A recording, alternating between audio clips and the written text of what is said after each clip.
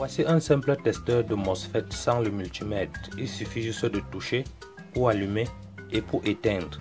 Et à partir de là, vous pouvez très bel et bien comprendre comment le MOSFET fonctionne.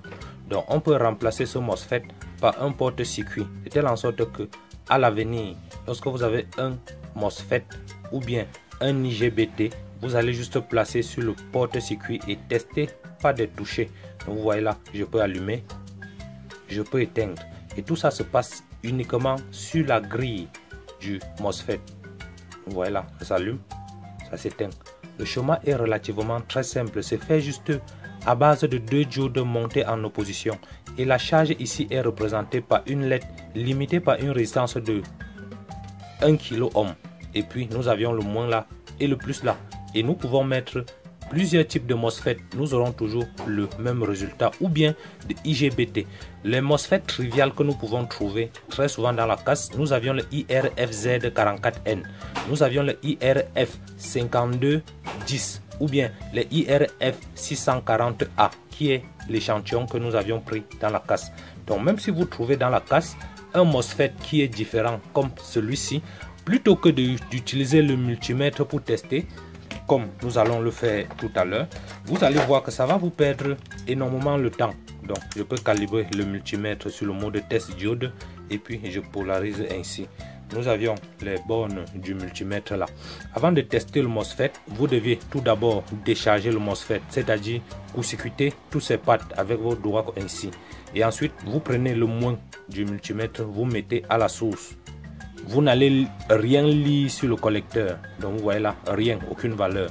Par contre, lorsque je vais poser sur la source pendant quelques instants, ça va charger la capacité interne de ce MOSFET. Et si je reviens sur le drain, je vais lire une tension ou bien un court-circuit. Est bon. Et dans le cas contraire, le MOSFET n'est pas bon. Voilà, ça s'abuse pendant un temps. Je décharge. Ensuite, je procède au test. Aucune valeur. Ensuite, je vais charger.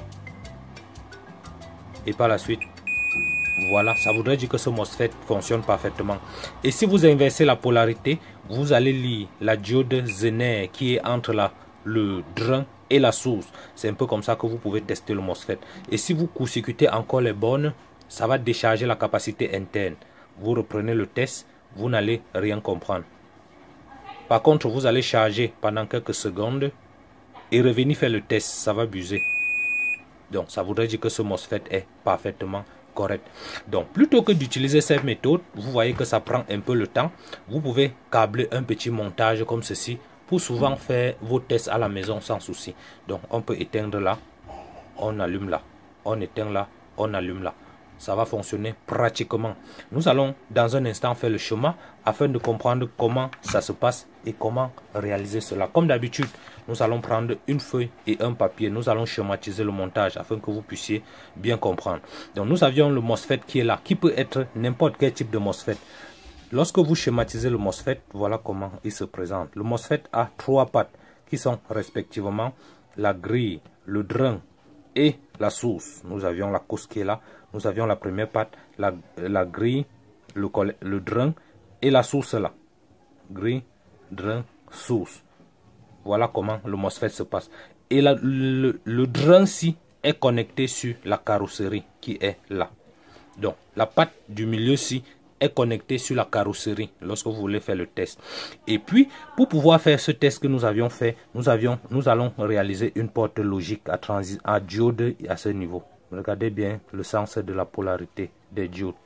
Et puis, d'accord, voilà la diode. Nous avions deux diodes montées en opposition.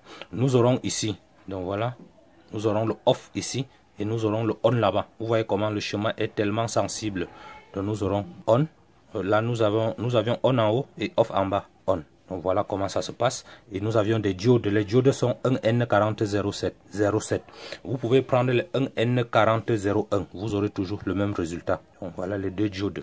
Et puis nous allons connecter la charge à ce niveau.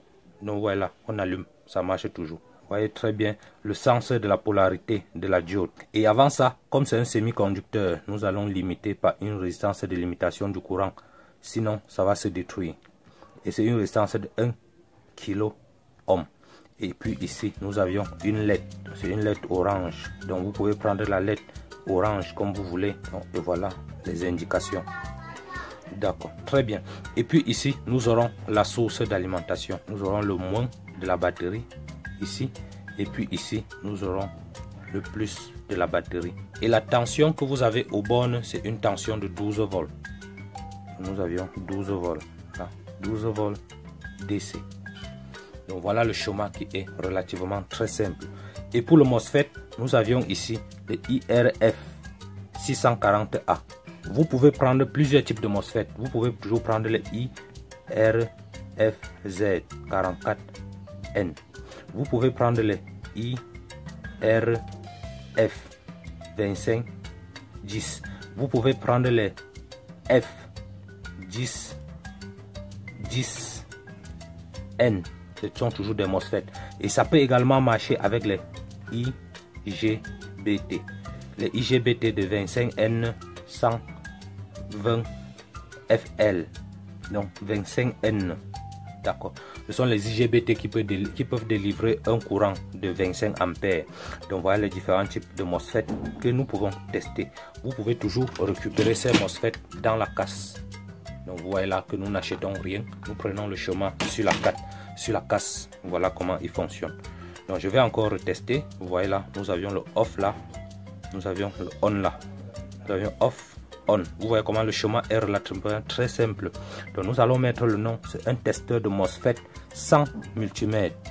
Alors donc si tu es à l'atelier et puis tu ne connais pas comment utiliser le multimètre pour faire des tests, autant mieux réaliser ce type de montage pour tes tests. Vous voyez là comment c'est tellement simple. Vous pouvez mettre ceci dans un box pour souvent tester le MOSFET. Je disais tout à l'heure que en lieu et place de souder directement le MOSFET ici, nous pouvons mettre sur un T-bloc de 3, de telle en sorte que lorsqu'on va tester le MOSFET, on va prendre et accrocher sur le T-bloc et utiliser les entrées pour le test. Voilà, c'est tellement facile, tellement pratique. Dans une seconde vidéo, nous allons placer ceci dans un box pour faire des essais. Alors les gars, j'espère que vous avez apprécié la vidéo. Si tel est le cas, mettez-moi un pouce like et abonnez-vous si vous êtes nouveau.